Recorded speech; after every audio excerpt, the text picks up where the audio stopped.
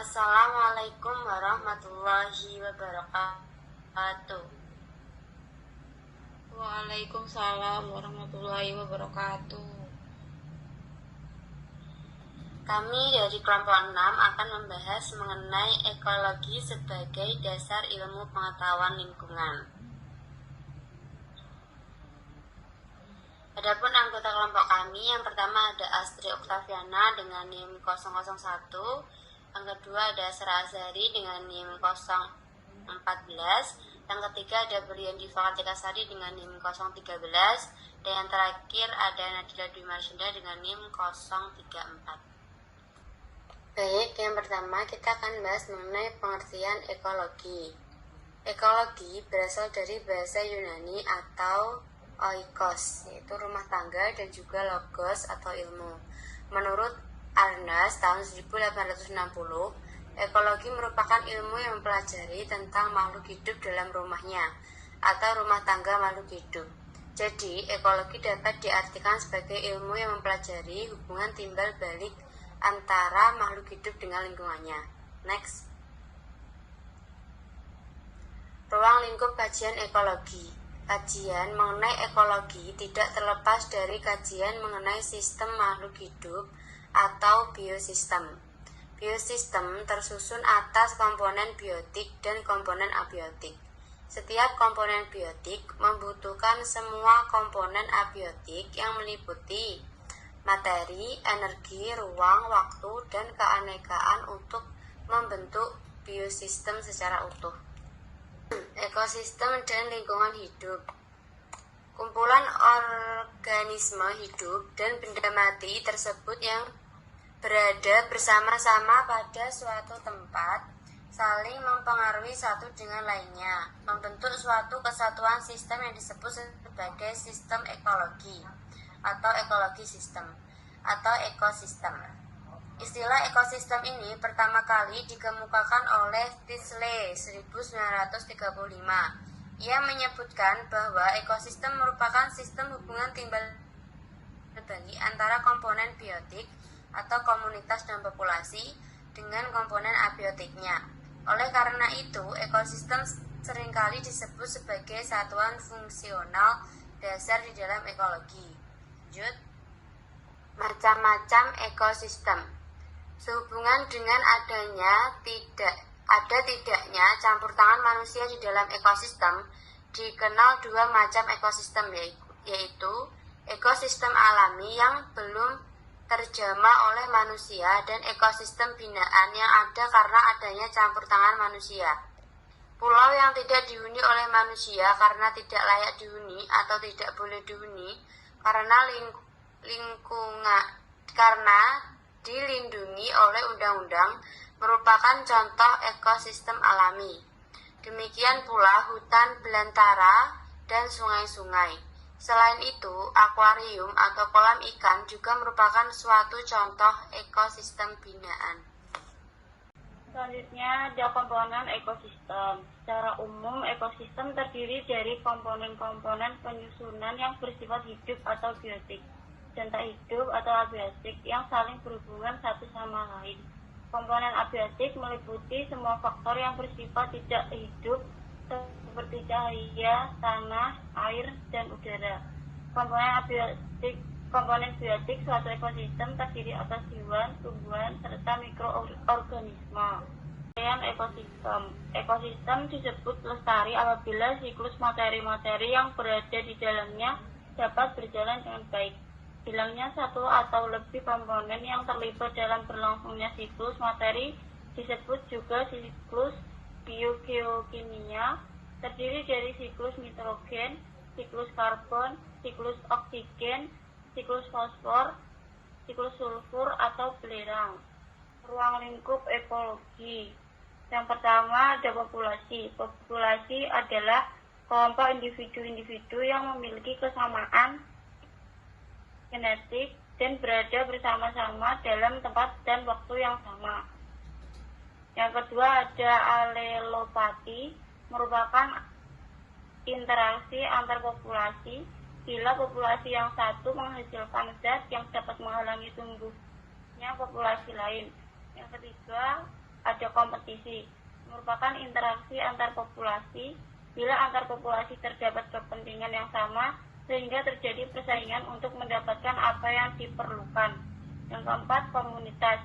Komunitas adalah kelompok populasi yang berada bersama-sama dalam tempat dan waktu tertentu.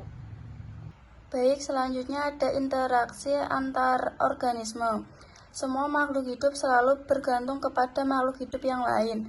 Setiap individu akan selalu berhubungan dengan individu lain yang sejenis atau lain jenis, baik individu dalam satu populasinya atau individu-individu dari populasi lain. Interaksi demikian banyak kita lihat di sekitar kita. Interaksi antar organisme dalam komunitas ada yang sangat erat dan ada yang kurang erat. Interaksi antar organisme dikategorikan sebagai berikut. Yang pertama ada netra, kedua predasi, ketiga parasitisme, keempat komensalisme, kelima ada mutualisme. Next. Selanjutnya ada interaksi antar populasi.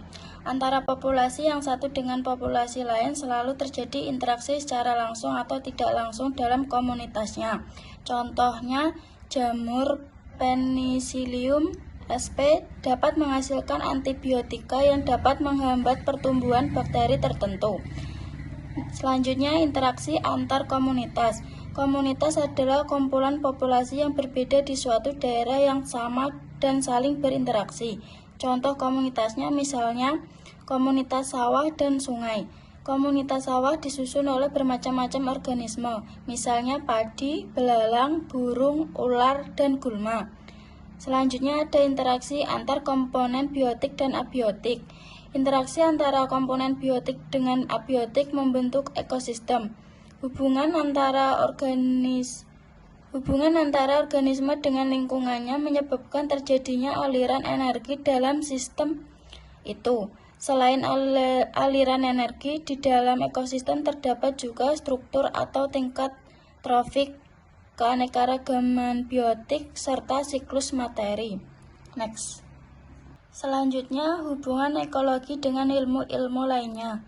Ekologi mempunyai perkembangan yang berangsur-angsur. Dari perkembangan itu semakin terlihat bahwa ekologi mempunyai hubungan dengan hampir ilmu-ilmu lainnya.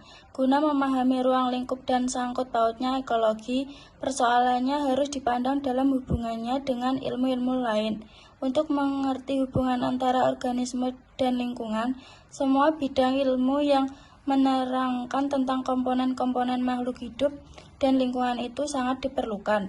Dalam ekologi, istilah populasi dinyatakan sebagai golongan individu-individu dari setiap spesies organisme, sedangkan komunitas adalah semua populasi-populasi yang menduduki daerah tertentu. Komunitas dan lingkungan yang tidak hidup berfungsi bersama sebagai sistem ekologi atau ekosistem. Penting untuk diketahui bahwa tidak ada garis pemisah yang jelas ditunjukkan pada spektrum yang dimaksud. Interaksi dengan lingkungan fisik atau energi dan mineral pada setiap tingkat menghasilkan sistem-sistem fungsional. Next. Selanjutnya ada keseimbangan ekosistem. Ekosistem mempunyai kemampuan untuk memulihkan dirinya secara alami, mengatur rumah tangganya sendiri, serta melakukan keseimbangan antara komponen penyusunnya secara alami pula. Sifat atau keadaan suatu sistem untuk terus berada dalam suatu keseimbangan disebut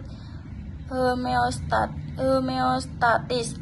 Meskipun suatu ekosistem mempunyai daya tahan yang besar terhadap perubahan, tetapi homeostatis sering kali menjadi hilang karena kegiatan manusia.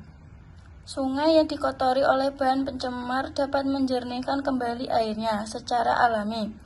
Namun, bila jumlah pencemar masuk secara kontinu dalam jumlah yang banyak, apalagi bila mengandung zat-zat beracun, maka batas homeostatis sungai dapat terlampaui. Next. Keseimbangan populasi. Keseimbangan populasi yaitu suatu keadaan di mana individu-individu penyusun populasi berada pada kehadiran yang profesional karena adanya peristiwa makan dan dimakan, sehingga membentuk tatanan piramida. Bagian alas dari piramida dibentuk oleh organisme yang berada pada tingkat tropik 1, di bagian atasnya tingkatan tropik 2, dan seterusnya. Di sini ada gambar mengenai piramida jumlah. Yang pertama di sini ada tropik 1 yang ditempati oleh produsen, tropik 2 ditempati oleh konsumen 1, tropik 3 ditempati oleh konsumen 2, dan yang terakhir tropik 4 ditempati oleh konsumen 3. Selanjutnya ada piramida biomasa. Piramida ini mengelompokkan individu-individu yang mewakili tingkatan tiap tropik berdasarkan biomasanya. Biomasa disebut juga standing crop, yaitu jumlah nyata materi hidup yang terkandung dalam ekosistem. Piramida ini dianggap lebih baik daripada piramida karena hubungan kuantitatif biomasa dapat terlihat. Massa individu ditimbang setelah terlebih dahulu dikeringkan sehingga yang diperoleh dalam berat kering individu. Biomasa individu dinyatakan dalam satuan berat atau satuan luas atau gram berat kering atau meter persegi. Selanjutnya ada piramida energi. Piramida energi merupakan piramida terbaik yang dapat menggambarkan dinamika kehidupan dari komponen-komponen penyusun ekosistem karena 1. dapat memberikan gambaran yang dinamis dan menyeluruh dalam satuan ruang dan waktu tentang kecepatan perpindahan energi potensial dalam bentuk materi atau bahan baku makanan di sepanjang rantai makanan atau tingkatan tropik yang berurutan.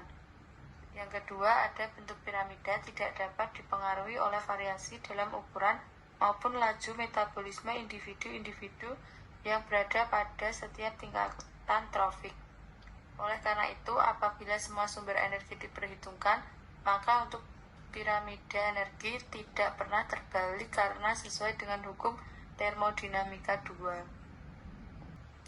Sekian presentasi dari kelompok kami. Apabila ada kurang lebihnya kami mohon maaf. Wassalamualaikum warahmatullahi wabarakatuh.